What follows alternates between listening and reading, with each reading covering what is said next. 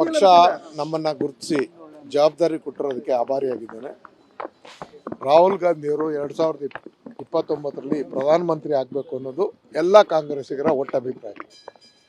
ಆ ಒಂದು ಈರ್ಷೆ ನೆರವೇರಬೇಕು ಅಂದರೆ ನಾವೆಲ್ಲರೂ ಜವಾಬ್ದಾರಿಯಿಂದ ಈ ಕೆಲಸನ ನಿರ್ವಹಿಸಬೇಕಾಗಿದೆ. ಕೊಟ್ಟಿರ್ತಕ್ಕಂಥ ಜವಾಬ್ದಾರಿನ ನಮ್ಮ ಅಖಿಲ ಭಾರತ ಕಾಂಗ್ರೆಸ್ ಪಕ್ಷದ ಅಧ್ಯಕ್ಷರಾದಂಥ ಮಲ್ಲಿಕಾರ್ಜುನ ಖರ್ಗೆ ಅವರು, ರಾಹುಲ್ ಗಾಂಧಿ ಅವರು, ನಮ್ಮ ಸಿದ್ದರಾಮಯ್ಯನವರು, ನಮ್ಮ ಮುಖ್ಯಮಂತ್ರಿಗಳಾದಂಥ ಡಿ ಕೆ ಶಿವಕುಮಾರ್ ಅವರು ಕೊಟ್ಟಂಥ ಈ ಜವಾಬ್ದಾರಿನ ಅತ್ಯಂತ ಜವಾಬ್ದಾರಿಯಿಂದ ಪಕ್ಷಕ್ಕೆ ಹೆಸರು ಬರೋ ರೀತಿಯಲ್ಲಿ ಜನಸೇವೆಯನ್ನು ನಾವು ಮಾಡ್ತೀವಿ. ಸರ್, ಎಸ್ ಎಸ್ ಮಲ್ಲಿಕಾರ್ಜುನ ಭೇಟಿಯಾಗಿದ್ದೀರಿ ಸರ್. ಈಗ ಮಹಾಕಾಳ ವೈದ್ಯರನ್ನು ತಪ್ಪಿಸಿ ಇವರಿಗೆ ಕೊಟ್ಟಿದ್ದಾರೆ ಅಂತ ಆರೋಪ.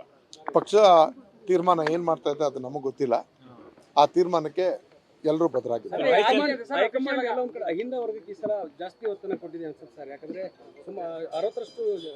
ಕಾಂಗ್ರೆಸ್ ಪಕ್ಷವೇ ಅಹಿಂದ ಆಗಿರೋದ್ರಿಂದ ನಾವು ಬಹುಸಂಖ್ಯಾತ ವರ್ಗ ಕಾಂಗ್ರೆಸ್ ಪಕ್ಷದ ಬಗ್ಗೆ ಭರವಸೆಯನ್ನು ಯಾಕಿಟ್ಟಿದ್ದಾರೆ ಅಂತಾರೆ. ಇದೇ ಕಾಂಗ್ರೆಸ್ ಪಕ್ಷದ ಧ್ಯೇಯ ಸಂದೇಶ ಸದಾಕಾಲ ಬಡವರ ಬಗ್ಗೆ, ದೀನದಲಿತರ ಬಗ್ಗೆ, ಹಿಂದುಳಿದವ್ರ ಬಗ್ಗೆ, ಅಲ್ಪಸಂಖ್ಯಾತರ ಬಗ್ಗೆ ಕಾಳಜಿಯನ್ನು ಇಟ್ಕೊಂಡು ಏನಾದ್ರು ಕೆಲಸ ಮಾಡ್ತಕ್ಕಂಥ ಒಂದು ಪಕ್ಷ ಇದ್ರೆ ಕಾಂಗ್ರೆಸ್ ಪಕ್ಷ. ಇವತ್ತು ಅದನ್ನು ನಡೆಸ್ತಾ ಇರ್ತಕ್ಕಂಥ ಮುಂಚೂಣಿಯಲ್ಲಿ ವಿರೋಧ ಪಕ್ಷದ ನಾಯಕರಾಗಿ ಕೆಲಸ ಮಾಡ್ತಿರ್ತಕ್ಕಂಥ ರಾಹುಲ್ ಗಾಂಧಿಯವರ ಹೋರಾಟಕ್ಕೆ ಇನ್ನೇನು ಕೆಲವೇ ವರ್ಷಗಳಲ್ಲಿ ಜಯ ಸಿಗಲಿದೆ. ಅವರು ಮುಂದಿನ ಪ್ರಧಾನಮಂತ್ರಿ ಆಗ್ತಾರೆ. ಪಕ್ಷ ನಮ್ಮನ್ನು ಗುರುತಿಸಿ ಜವಾಬ್ದಾರಿ ಕೊಟ್ಟಿರೋದಕ್ಕೆ ಆಭಾರಿಯಾಗಿದ್ದೇನೆ. ರಾಹುಲ್ ಗಾಂಧಿಯವರು 2029ರಲ್ಲಿ ಪ್ರಧಾನಮಂತ್ರಿ ಆಗಬೇಕು ಅನ್ನೋದು ಎಲ್ಲ ಕಾಂಗ್ರೆಸ್ಸಿಗರ ಒಟ್ಟಭಿಪ್ರಾಯ.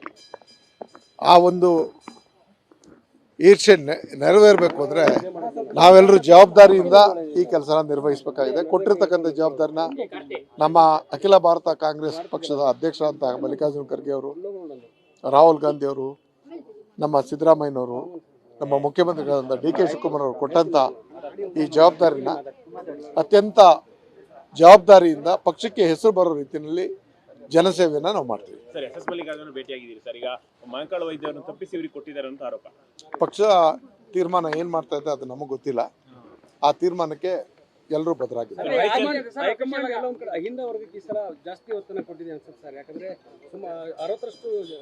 ಕಾಂಗ್ರೆಸ್ ಪಕ್ಷವೇ ಅಹಿಂದ ಆಗಿರೋದ್ರಿಂದ ನಾವು ಬಹುಸಂಖ್ಯಾತ ವರ್ಗ ಕಾಂಗ್ರೆಸ್ ಪಕ್ಷದ ಬಗ್ಗೆ ಭರವಸೆಯನ್ನು ಯಾಕಿಟ್ಟಿದ್ದಾರೆ ಅಂತಾರೆ.